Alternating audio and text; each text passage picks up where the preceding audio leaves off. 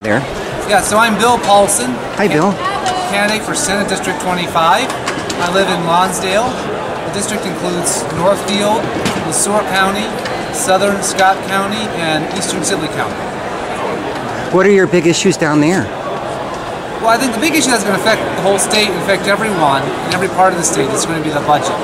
We're expected to have another $6 to $7 billion budget deficit in 2 years, and that'll impact everything from health care to education to roads. I think we need to reform the state government so that it can live within its means without imposing a crushing tax burden on families and businesses.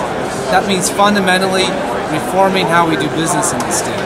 We just simply cannot going along on autopilot, growing expenditures and growing budgets just to meet promises that were made many years ago. Do you think it should be in our Constitution, the state Constitution, that we balance our budget? It is in our state Constitution to balance the budget. It just doesn't seem that way. It just doesn't.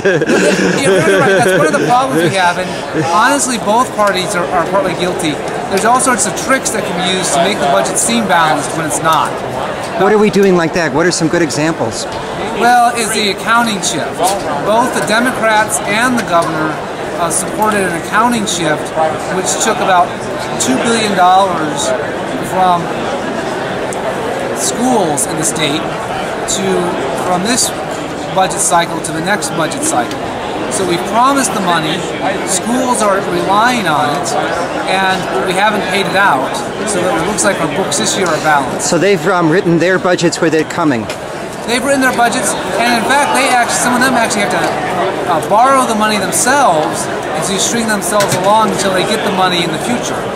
So there really is borrowing going on. I was speaking with the head of a charter school in my district, and she was talking about how they're going to have to use their reserves and then access their line of credit until they get the state aid that has been promised them.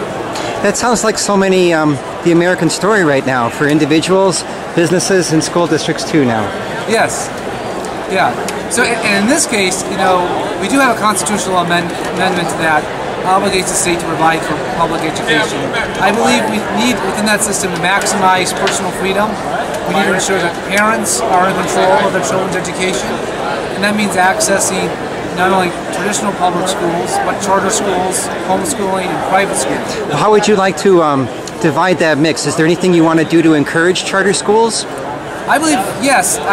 My conversations with administrators of charter schools, there's a great deal of problems getting charter schools approved. There's a limited staff in the State Department of Education that's responsible for approving charter school plans. What's the advantage of a charter school over a regular school? I think the fundamental issue has to come down to choice, in that charter schools give parents another option within our constitutional system of choosing the school that best fits them. So, for instance, do you look at your school district different than Minneapolis? We're closing a lot of schools up here. Do you have those pressures down there? There's been to some extent, where there's been rural districts that have been forced to close and were partitioned this last year, and that overlapped into District 25 in Brownton. There's more. I think we have to focus on the issue of parental choice and parental control. There isn't as much pressure to close schools, but we need more options where parents can find schools in their hometown. For instance, Green Isle, a town of about 300 people, they have a charter school that has about 89 students for elementary schools. If they didn't have that option, the students would have to go to the next town over. I come from a small school, from a suburb here, but I'm sort of a believer in the small school idea, along with Bill Gates.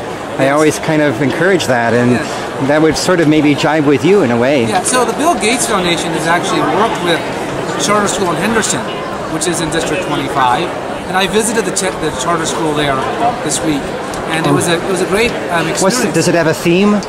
The theme is project-based learning. What does that mean? So that means a lot of the focus of the students is on working on projects. So there are different years. Sort of like life there. Yes. It's one of the aspects of the school is they try to model life and learning in groups. I think there isn't enough light here, though. We should give up. Okay. Because it's actually, I'm not